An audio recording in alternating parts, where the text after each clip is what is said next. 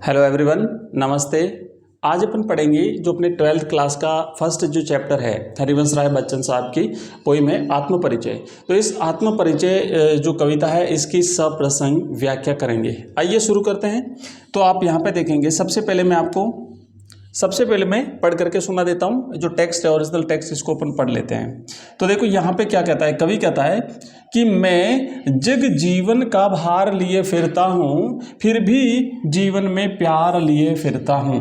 देखिए कुछ जो चीज़ें हैं, कठिन शब्दार्थ हैं, वो भी अपन देखेंगे और इसकी कंप्लीट इसका जो अर्थ है, व्याख्या है, वो भी करेंगे और इसकी सप्रसंग व्याख्या करेंगे। आपके परीक्षा में सप्रसंग पूछा जाता है, तो उससे पहले एक बार अपन इसको पढ़ लेते हैं। आगे कवि क्या कहता है कि कर दिया किसी ने झंकृत जिनको छूकर मैं सांसों के दो तार लिए फिरता हूँ। सांसों के दो तार से क्या तात्पर्य है, सारी चीजें अपन आगे बढ़ेंगे।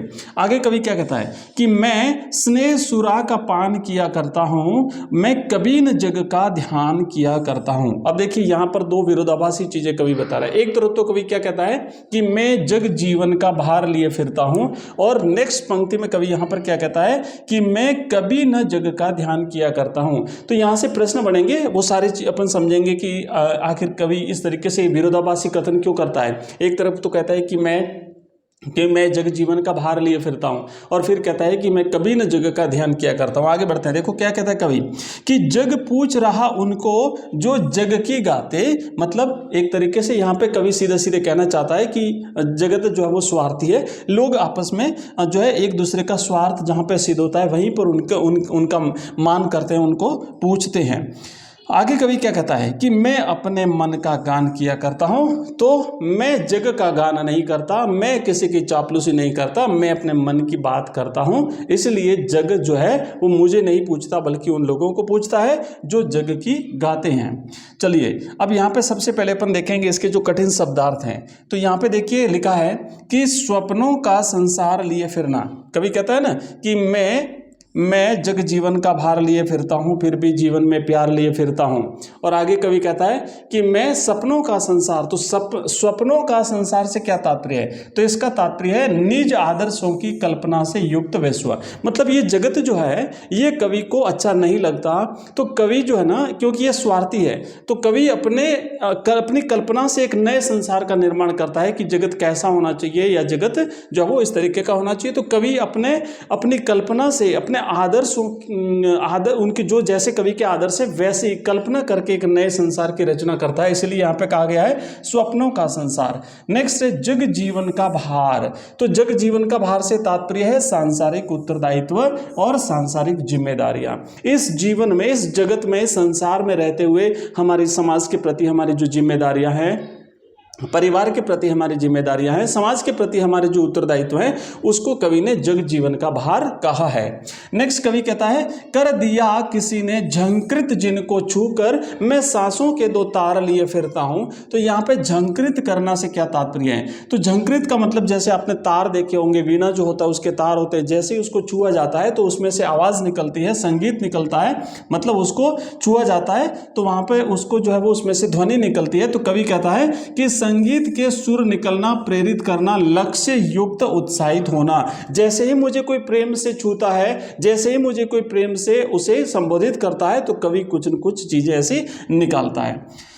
नेक्स्ट कहता है तार, है ना, सांसों के दो तार लिए फिरता हूं। तो तार एक प्रकार से क्या होता है कि तारों का जो बाजा होता है, जैसे कि वीणा है, इस तरीके का जो तार वाले यंत्र होते हैं। लेकिन यहां पर तार से मतलब है जीवन। मैं सांसों के दो तार लिए फिरता हूं, मैं इस जीवन को जो मतलब सांस लेना और निकालना, इसे कवि ने सांसों रूपी तार कहा है। नेक्स्ट कवि कहता है मैं स्नेह सुरा का पान किया करता हूं। स्नेह सुरा का मतलब होता है प्रेम की शराब। स्नेह का मतलब होता है प्रेम, सुरा यानी शराब। तो मैं प्रेम की मदिरा का पान किया करता हूं। पान का मतलब होता है पीना, और जग का ध्यान से तात्पर्य है ये संसार स्वीकृत जो आचरण है ना। मैं कभी न जग का ध्यान किया करता हूं। इस संसार में पहले से जो स्थापित जो परंपरा हैं, जो प्रचलित रीति रिवाज हैं, मैं उनकी तरफ में ध्यान नहीं देता हूं। आइए आगे बढ़ते हैं। तो अब सबसे पहले अपन देखेंगे इसका संदर्भ देखेंगे, फिर प्रसंग देखेंगे और फिर करेंगे इसकी व्याख्या। तो देखो, जो सबसे पहले आपके है ना एग्जाम में पूछा जाएगा कि इस पद्यांश की सप्रसंग व्याख्या कीजिए, तो आपको संदर्भ लिखना पड़ेगा, इसके अपने अलग नंबर होते हैं। तो संदर्भ में दो चीजें लिखी जाती है, उसमें आप लिखेंगे कि प्रस्तुत काव्यांश हमारी पाठ्य पुस्तक आरोप में संकलित कवि हरिवंश राय बच्चन की रचना आत्म परिचय से लिया गया है। बिल्कुल सिंपल सा है, दो चीजें याद रखनी है आपको कि एक जो रचना है ये आपके इस कविता का नाम क्या है और इसके कवि कौन हैं। तो बस ये दो चीजें लिखी जाती संदर्भ में। प्रसंग में क्या करना है, आपको लिखना है कि इन पंक्तियों के माध्यम से कवि बता रहा है कि जीवन के उत्तरदायित्वों को निभाते हुए सभी के प्रति प्यार और कृतज्ञता व्यक्त करना, क्योंकि जिम्मेदारियां निभाना कोई इजी काम नहीं, सरल काम नहीं है। हमारी जिम्मेदारियों को, हमारे उत्तरदायित्वों को निभाने में कई सारी मुश्किलें आती है, लेकिन तब भी हमें सभी के प्रति प्यार और स्नेह रखना है। ये भाव जो है वो कवि हमें यहाँ पे बताना चाहता है। अब यहाँ पे करेंगे अपन व्याख्या। तो देखिए, सबसे पहले क्या करना है कि जो पहली पंक्ति है ना कि मैं जग जीवन का भार लिए फिरता हूं फिर भी जीवन में प्यार लिए फिरता हूं, तो आप लिखेंगे कि कवि हरिवंश राय बच्चन कहते हैं कि मेरे ऊपर अनेक सांसारिक उत्तरदायित्व है ना, जग जीवन का भार लिए फिरता हूं, तो मैं जगत के प्रति मेरे कई सारे उत्तरदायित्व है, मेरी कई सारी जिम्मेदारियां हैं। उन समस्त जिम्मेदारियों को मैं निभाता हूं जिसके कारण मेरा जीवन भार स्वरूप हो गया है। उस उत्तरदायित्वों को निभाते निभाते निभाते है ना, और एक प्रकार से ऐसा लगता है जैसे हम लगातार बोझ को ढोए जा रहे हैं, परंतु फिर भी क्या कहता है, फिर भी जीवन में प्यार लिए फिरता हूं। तो इतना कठिन जीवन होने के बावजूद भी कवि कहता है मेरे मन में सभी के प्रति प्रेम और स्नेह का भाव विद्यमान है। दुनियादारी में फंसकर मैं अपने प्रेम भाव की उपेक्षा नहीं करना चाहता। जीवन ऐसे ही चलेगा, लेकिन सबके प्रति स्नेह रखना चाहिए। कवि ये जो है वो इस पद के माध्यम से हमें बताना चाहता है। आगे क्या कहा है कि किसी ने अपने प्रेम पूर्ण स्पर्श से मेरे जीवन रूपी सितार को संगीतमय कर दिया। उस मधुर प्रेम रोग के सहारे मैं इस जीवन को बिता रहा हूं। कवि कहता है कर दिया किसी ने झंकृत जिनको छूकर मैं सांसों के दो तार लिए फिरता हूं। मेरे इस जीवन को किसी ने प्रेम पूर्वक क्या कर दिया, स्पर्श कर दिया, इसलिए मैं जीवित हूं, इसलिए मैं सांसों के दो तार लिए फिर रहा हूं। का मतलब होता है मैं जीवित रहना, मतलब सांस ले रहा हूं मैं। तो सांसों के दो तार से मतलब है जीवन जीना। नेक्स्ट कवि क्या कहता है कि मैं सदैव प्रेम की मदिरा में मस्त रहता हूं। कहता ना मैं स्नेह सुरा का पान किया करता हूं। कवि कहता है मैं स्नेह सुरा का पान किया करता हूं, मतलब हमेशा मैं प्रेम में मस्त रहता हूं। किसी के प्रति कोई दुर्भावना नहीं, किसी के प्रति किसी भी प्रकार की कोई मेरे मन में कोई जो है वो ईर्ष्या नहीं है, बल्कि समस्त सबके प्रति मैं प्रेम भाव लिए फिरता हूं। आगे कवि कहता है मैं इस संसार की अन्य अनावश्यक बातों की चिंता नहीं करता। अब ध्यान दीजिएगा, यहाँ पे कवि एक जगह कहता है मैं कभी न जग का ध्यान किया करता हूं। तो कवि जग का ध्यान न करने से तात्पर्य ऐसा नहीं है कि बिल्कुल जगत के प्रति उदासीन हो गया, नहीं, वो अपने कर्तव्यों का पालन कर रहा है, अपनी जिम्मेदारियों को निभा रहा है कवि। लेकिन जो अनावश्यक चीजें हैं, जो हमारे जीवन के लिए जिनकी आवश्यकता नहीं है, उन चीजों की मैं चिंता नहीं करता। आपने भी देखा होगा कई बार जब हम काम करते हैं तो कई बार सोचते हैं पता नहीं लोग क्या कहेंगे, तो कवि कहता उसकी चिंता नहीं करनी। मैं संसार की अन्य अनावश्यक जो बातें उसकी चिंता कभी नहीं करता। तो इससे तात्पर्य हमें लगातार अपने कर्तव्य पर पद पर चलते रहना चाहिए, अनावश्यक चीजों पर ध्यान नहीं देना है। आगे कवि क्या कहता है कि यह संसार उनकी ही प्रशंसा करता है जो उसकी हाँ में हाँ मिलाते हैं। मतलब वो लोग जिनकी हाँ में हाँ मिलाएंगे वो लोग उनकी प्रशंसा करेंगे, मतलब आपस में स्वार्थ से जुड़े हुए लोग हैं। कवि कहता है, आगे क्या कहता है कि वही कवि संसार में प्रशंसनीय होते हैं जो दूसरों को खुश करने वाली कविता लिखते हैं, चापलूसी करते हैं, झूठी प्रशंसा में जो है वो चीजें लिखते हैं, तो लोग उनकी प्रशंसा करते हैं, भाई कवि अच्छा है। लेकिन हरिवंश राय बच्चन साहब क्या कहते हैं कि मैं अपने मन को सुख देने वाले विचारों को ही अपनी कविताओं में प्रकट करता हूं, मैं झूठी किसी की प्रशंसा नहीं करता। आगे तो इस तरीके से हमने ये पहले हमारा जो पद्यांश है इसकी व्याख्या करी है। विशेष आप लिखेंगे नीचे, हमारा तीसरा जो पॉइंट होगा उसमें आपको कुछ चीजें लिखनी है और पॉइंट लगा के लिखिए। पहला आपको लिखना है सबसे कि कवि अपने मन की बात स्पष्ट रूप से कह रहा है। जो भी उसके मन में है कि मैं जीवन के प्रति अपने कर्तव्यों को निभा रहा हूं, फिर भी मैं प्रेम लिए फिरता हूं, मैं प्रेम रूपी मदिरा का पान किया करता हूं, मैं जग की अनावश्यक चीजों की तरफ ध्यान नहीं देता, ये सारी बातें कवि ने यहाँ पर करी है। आगे एक दूसरा पॉइंट है इसमें क्या आपको लिखना है कि भाई प्रेम कवि के मन पर मदिरा के समान प्रभाव डालता है और उसे मस्त बना देता है। जिस तरीके से मदिरा एक व्यक्ति को जो है वो मस्त कर देता है, उसी तरीके से यहाँ पर कवि पर ये प्रेम का ऐसा ही प्रभाव पड़ता है। और तीसरे पॉइंट में आप लिखेंगे कि जग जीवन, सांसों के तार, स्नेह सुरा, इसमें रूपक अलंकार का प्रयोग हुआ है। तो ये चीजें आपको लिखनी है। पहला पद जो है इसकी हमने करी है सप्रसंग व्याख्या। और अब हम लेंगे नेक्स्ट जो हमारा दूसरा जो पद रहेगा उसकी अपन सप्रसंग व्याख्या करेंगे। तो चलिए आगे बढ़ते हैं और नेक्स्ट पद लेते हैं अगला। यहां पे देखिए कवि क्या कहता है, मैं एक बार इसे पढ़ करके सुना देता हूं। देखो कवि यहां पे क्या कहता है कि मैं निज उर के उद्गार लिए फिरता हूँ, मैं निज उर के उपहार लिए फिरता हूँ, है यह अपूर्ण संसार न मुझको भाता, मैं सपनों का संसार लिए फिरता हूँ।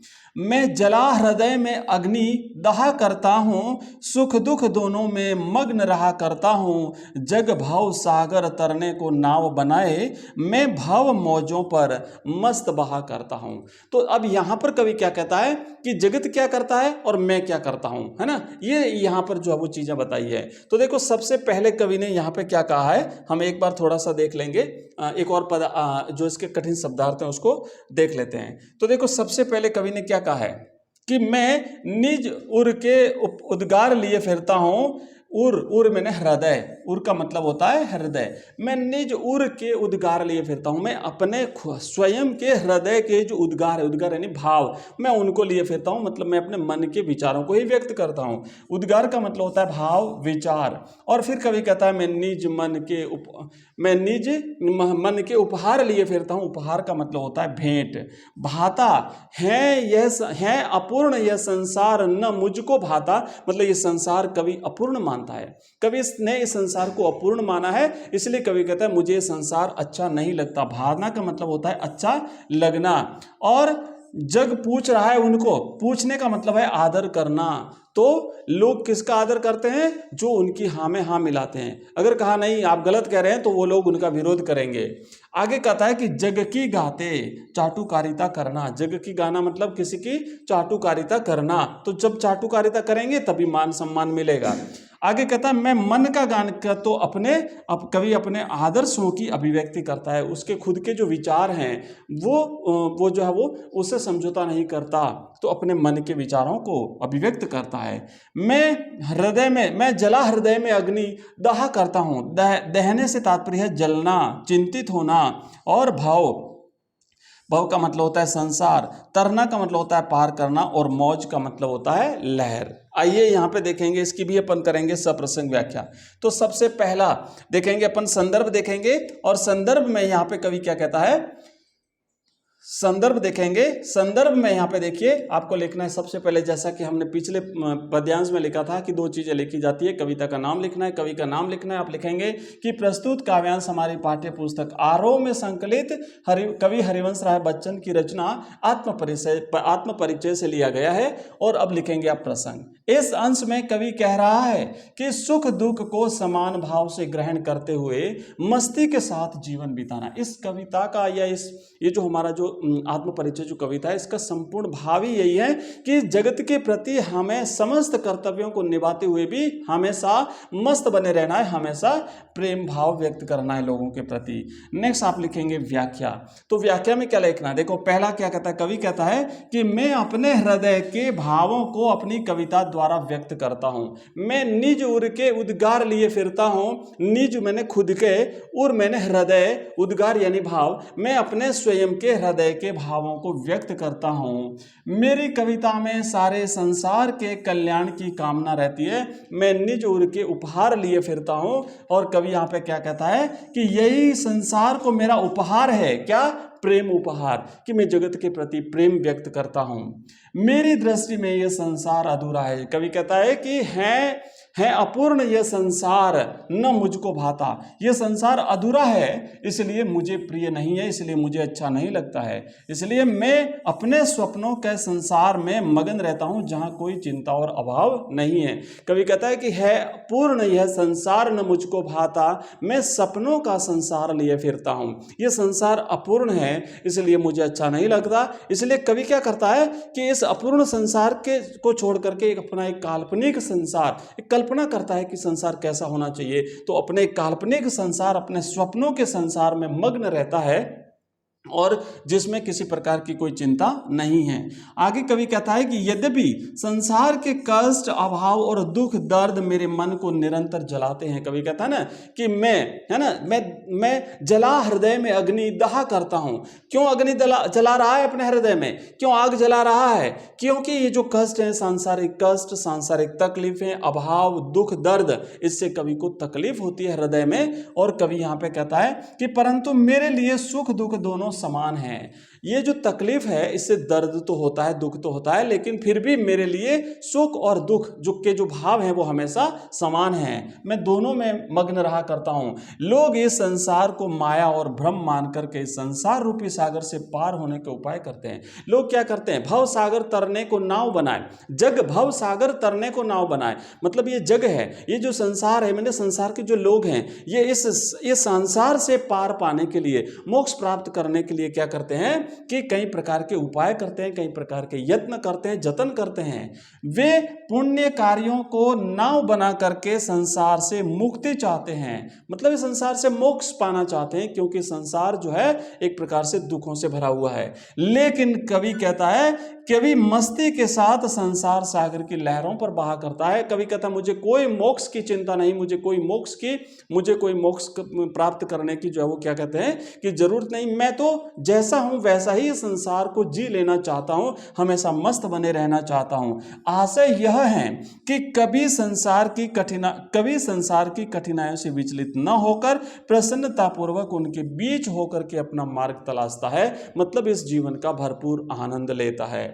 विशेष में लिखेंगे कि कवि को यह संसार अच्छा नहीं लगता है, वह अपने सपनों के प्रेम भरे संसार में जीना चाहता है। दूसरा पॉइंट लिखेंगे कि कवि ने हर परिस्थिति में मस्त रहना ही जीवन का उद्देश्य बना लिया है। मतलब का चाहे सुख हो या चाहे दुख हो, तकलीफ हो या कुछ भी हो, हमेशा मस्त बने रहिए, प्रेम पूर्वक जीवन जिए। भाषा सरल है, प्रवाहपूर्ण है, परिमार्जित खड़ी बोली है। कवि ने परिचयात्मक शैली में अपने मनोभावों को व्यक्त किया है। तो देखिए ये 2 पद हमने पढ़े हैं, बाकी जो बचे हुए पद हैं उसको अपन नेक्स्ट वीडियो में लेंगे। वीडियो काफी लंबा हो रहा है तो मैं नेक्स्ट वीडियो में जल्दी मिलता हूं। और आपको बता दूं कि ये सारा का सारा आपको जो यहाँ पर जितने भी चैप्टर्स हैं, आपका कंप्लीट जो कोर्स है वो अगर आप एक ही जगह पर प्राप्त करना चाहते हो तो आप हमारा ऐप डाउनलोड कर लीजिए। हमारा ऐप है एजुकेशन राइज नाम से है, एजुकेशन राइज नाम से हमारा ऐप है। और इस वीडियो के डिस्क्रिप्शन में लिंक दिया हुआ है, ठीक है, लिंक इस वीडियो के डिस्क्रिप्शन में है।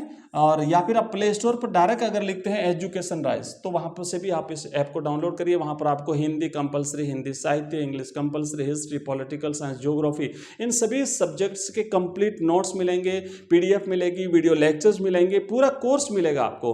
तो एक बार जरूर जाइए, लिंक डिस्क्रिप्शन में है, डाउनलोड करिएगा ऐप और वहां पर जो है वो आप सारी चीजें देख सकते हैं। मिलते हैं नेक्स्ट वीडियो में, तब तक के लिए बाय, धन्यवाद, थैंक यू।